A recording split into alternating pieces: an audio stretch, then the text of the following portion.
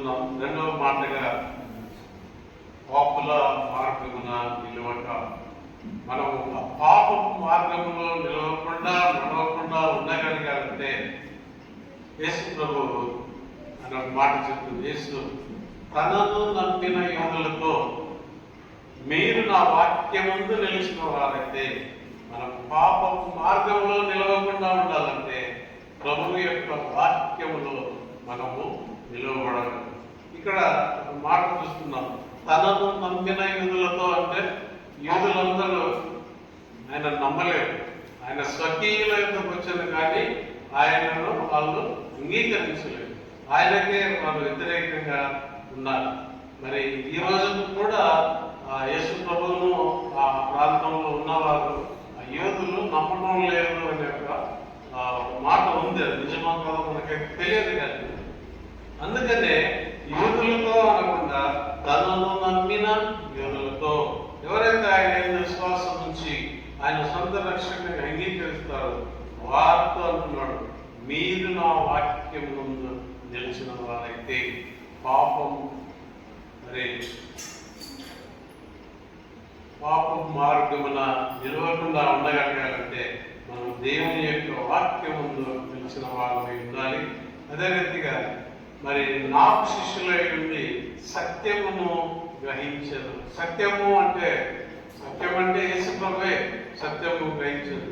మరి ప్రభు అంటాడు, సత్య స్వరూపేరు ఆత్మ మీ దగ్గరికి వచ్చినప్పుడు, సత్య స్వరూపేరు ఆత్మ, ఆదరణకర్త, పరిశుద్ధాత్మ, ఈ మూడు ఉత్తరవాది, 4 పేర్లు ఒకటే, పరిశుద్ధాత్మ దేవుడు.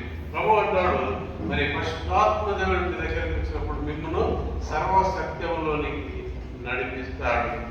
కనుక యేసు ప్రభు మరి పిలాతు ఎదురుగా నిలబడినాడు. పిలాతు ప్రభువుని అడుగుతున్నాడు, సత్యం అంటే ఏంటి, ఎందుకు ఆ మాట అన్నాడంటే, అంతకుముందు ప్రభు ఏమన్నాడంటే, సత్యముల గురించి సాక్ష్యం ఇవ్వడానికే నేను ఈ లోకానికి వచ్చాను. సత్యం అంటే ఆయన ప్రభువే. ఆయన మరి యోహాను 17వ అధ్యాయంలో తండ్రి అయిన దేవునికి ప్రార్థన చేస్తూ ఒక మాట అంటాడు, మరి సత్యమందు వారిని ప్రతిష్ఠ చేయము, నీ వాక్యమే సత్యం. కనుక ఆయనే సత్యం. ఈ యొక్క మాట పిల్లలకు తెలియదు కనుక సత్యం అంటే ఏంటి ఆయన ఎదురుగానే పెట్టుకొని సత్యం అంటే ఏంటి అని అడుగుతున్నారు. ఈ రోజుల్లో మనం దేవుని వాక్యాన్ని మరి ధ్యానించక, వాక్యంలోని సత్యాన్ని మనం తెలుసుకోలేకపోతే మనం కూడా అదే పరిస్థితుల్లో సత్యం అంటే ఏంటో, ఈ వాక్యంలో ఉన్న అర్థం ఏమిటో, మూడో అర్థం ఏంటో అనే సందిగ్ధంలో పడిపోతాం.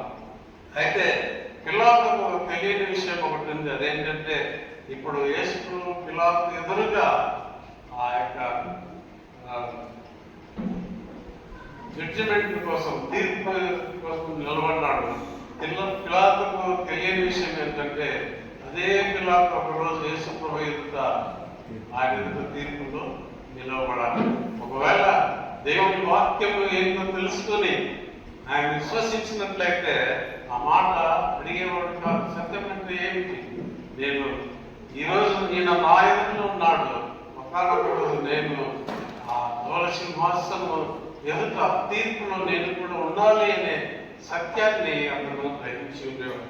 కనుక ప్రభుత్వ రెండవదిగా మనం చూస్తున్నాం, పాపుల మార్గమున నిలవక, మార్గంలో మనం నిలవకుండా ఉండాలంటే మరి యేసు ప్రభు యొక్క మార్గంలో మనం సత్యమును గ్రహించే ఆ మార్గంలో నా వాక్యమందు మీరు నిలిచిన వారైతే, ఎప్పుడైతే దేవుని వాక్యాన్ని విడిచి మనం పక్కకు వెళ్ళిపోతామో తప్పకుండా అది పాప మార్గానికి దారి తీస్తుంది అనే మాట మనము ఇక్కడ చూస్తూ ఉంటున్నాం.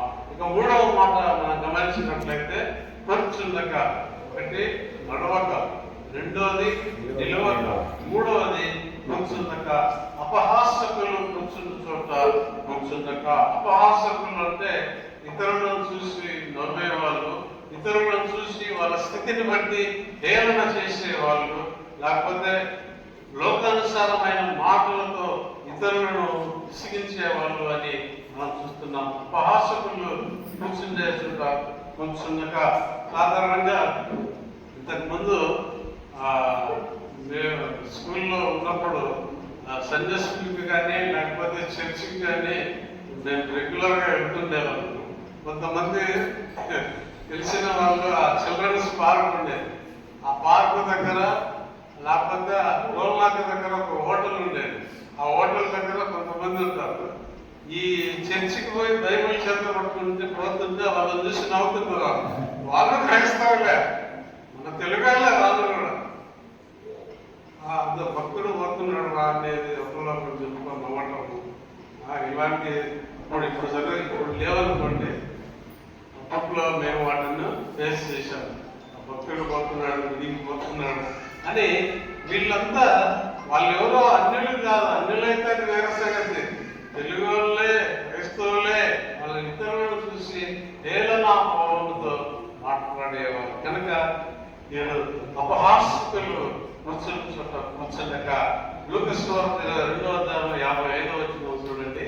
లూకాసు వార్త 22. ఇక్కడ మనం ఒక వ్యక్తిని, ప్రాముఖ్యమైన వ్యక్తిని మనం చూస్తున్నాం.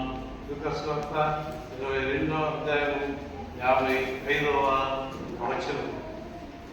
వారు ఆయనను బట్టి ఇడ్చుకొని పోయి ప్రధాన యాజకుడు ఇంటిలోకి తీసుకుని పోయి పేతురు దూరముగా వారి వెనుక కూర్చున్నారు. అంతటా కొందరు నడుముంగిట మంట వేసి చుట్టూ కూర్చున్నప్పుడు పేతురును వారి మధ్యలో కూర్చున్నారు. అప్పుడు ఒక చిన్నది ఆ మంట వెలుతురులో అతను కూర్చుంట చూచి అతని తేరి చూచి వీడును అతనితో కూడా ఉండినని చెప్పాను. అందుకు పేతురు, అమ్మాయి ఏదని ఎరుగున నేను ఇక్కడ చూస్తున్నాను. పేతురు, ఇది కూడా మనందరికి బాగా తెలిసిన వాక్య భాగము, సందర్భము. 3వ మాటగా మనం చూస్తున్నాము, ఉపహాసకులు కూర్చుండే చోట కూర్చుందక. ఇక్కడ పేతురు ఎక్కడ కూర్చున్నాడు? కొందరు నడుముంగిట మంట వేసి చుట్టూ కూర్చున్నప్పుడు, కొందరు మంట వేసి చుట్టూ కూర్చున్నప్పుడు పేతురు వారి మధ్య కూర్చున్నాడు. అసలు పేతురు కూర్చోవలసిన స్థలమే ఉంది. యేసు ప్రభుతో మొట్టమొదటిగా మరి ఆయన శిష్యులందరూ పెద్దవాడు, ఆయనతో 3.5 సంవత్సరము ఉన్నవాడు, ఆయన మాటలను బోధలను విన్నవాడు, ఆయనతో సహవాసము కలిగి ఉన్నవాడు, ఆయనతో నడిచినవాడు, మరెన్నో ఆశ్చర్య అద్భుత కార్యాలను చూసిన వాడు. ఇప్పుడు ఎక్కడ కూర్చున్నాడు? కలిమంట దగ్గర. వాళ్ళు ఎవరో తెలియదు, అపహాస్యకులు కూర్చునే చోట అతను కూర్చున్నాడు. చాలా సందర్భాల్లో మనం కూడా మన చుట్టూ ఉన్న ప్రదేశాల్లో మనం కొంతమందిని చూస్తూ ఉంటాం. మరి ఆదివారం మాత్రము చర్చ దగ్గర, ఇంకా సోమవారం నుంచి శనివారం దాకా ఇంకో చోట. కనుక ఎవరితో కూర్చుంటున్నాం అనేది మనం చాలా జాగ్రత్తగా మనం గ్రహించుకోవాలనుకున్నది తెలియాలి. ఇక్కడ పేతురు మరి ఆయనతో ఉండి, ఆయనతో నడిచి బోధను, దేవుని పరలోక రాజ్య సంబంధమైన సువార్తను విని ఆశ్చర్యము, అద్భుతమైన కార్యాలను గ్రహించిన వాడు, ప్రధాన శిష్యుడిగా పిలువబడిన వాడు. ఇప్పుడు ఎవరో తెలియని వాళ్ళ దగ్గర చలిమంట వేసుకొని కూర్చుంటే వాళ్ళ దగ్గర కూర్చుంటున్నాడు. ఈరోజు క్రైస్తవుల పరిస్థితి కూడా కొన్ని సందర్భాల్లో అలాగే ఉన్నది. కొంతమంది ఏమంటారంటే, ఏమరా పోయి వాళ్ళ దగ్గర కూర్చున్నా అంటే, నేనేం తాగలే, ఊరికే వాళ్ళ కాడ కూర్చున్నాను, ఊరికాడ కూర్చున్నా. ఇప్పుడు ఈ ఆంధ్రలో ఈ నాటి చెట్టు, ఈత చెట్టు ఉంటుంది, వాళ్ళు కళ్ళు తీసి తాగుతుంది. వాళ్ళు అక్కడి ఆ చెట్టు కిందనే అక్కడ కూర్చొని తాగుతుంది. ఆ చెట్టు కింద కూర్చొని నేను మజ్జిగ తాగినా అంటే నమ్ముతాను ఎవరన్నా? వాళ్ళతో వాళ్ళు నా దోస్తులు ఊరికేనే పోయినా అక్కడ కూర్చున్నా కానీ నేను తాగలేంటే నమ్ముతారు ఎవరు? తాగినప్పుడు వాళ్ళతో నీకు సహవాసం ఎందుకు? వాళ్ళతో కూర్చోవడం ఎందుకు? కనుక ప్రభునందు ప్రియులారా, అపహాస్యకులు కూర్చున్న చోట కూర్చుండక, ఈరోజు మనం ఎవరితో సహవాసం చేస్తున్నాం. కూర్చునటం అంటే సహవాసం, ఫెలోషిప్. ఎవరితో ఫెలోషిప్ చేస్తున్నాం, ఎక్కడ కూర్చుంటున్నాం, మళ్ళీ ఆదివారం ఎక్కడికి పోతున్నాం, ఆదివారం ఎక్కడ కూర్చుంటున్నాం, ఈ యొక్క విషయాలన్నీ బహు జాగ్రత్తగా మనం గమనించాలి. ఎందుకంటే ఒక 10 మంది రోడ్డు మీద పోతున్నారు అనుకుందాం, వాళ్ళలో ఈ 10 మందిలో ఒకరి చేతిలో బైబిల్ ఉంది. ఈ 10 మందిలో 9 మందిని ఎవరు చూడరు. ఎవరిని చూస్తారు? ఎవరి చేతిలో బైబిల్ ఉందో వాళ్ళని అబ్జర్వ్ చేస్తారు. జాగ్రత్తగా ఉండాలి. కనుక ప్రభుత్వ పిల్లల 9 మందితో వాళ్ళకి పని లేదు. మరి ఇప్పుడు నేను బైబిల్ తీసుకొని పోతున్నాడు, మిగతా 6 రోజులు, మిగతా 5 రోజులు ఎక్కడ ఉంటాడని వాళ్ళకి తెలియదా? వాళ్ళకి గమనించరా? కేవలం వాళ్ళతోటి ఫ్రెండ్షిప్ గా పోయాను, వాళ్ళతోటి కూర్చున్నాను, అంతేగాని నేనేం చేయలేదంటే ఎవరు నమ్మరు.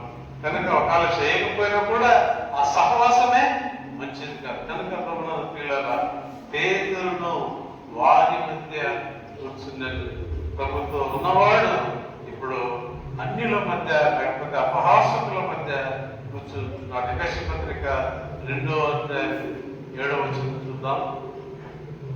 ఎఫెసీ పత్రిక 2వ అధ్యాయం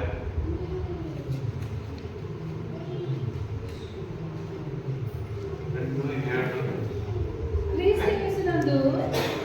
క్రీస్తు యేసునందు మనలను ఆయనతో కూడా లేపి పరలోకమందు ఆయనతో కూడా కూర్చుండబెట్టెను. ఇక్కడ మనం గమనిస్తున్నాం, క్రీస్తు యేసునందు మనలను ఆయనతో కూడా లేపి పరలోకమందు ఆయనతో కూడా కూర్చుండబెట్టెను.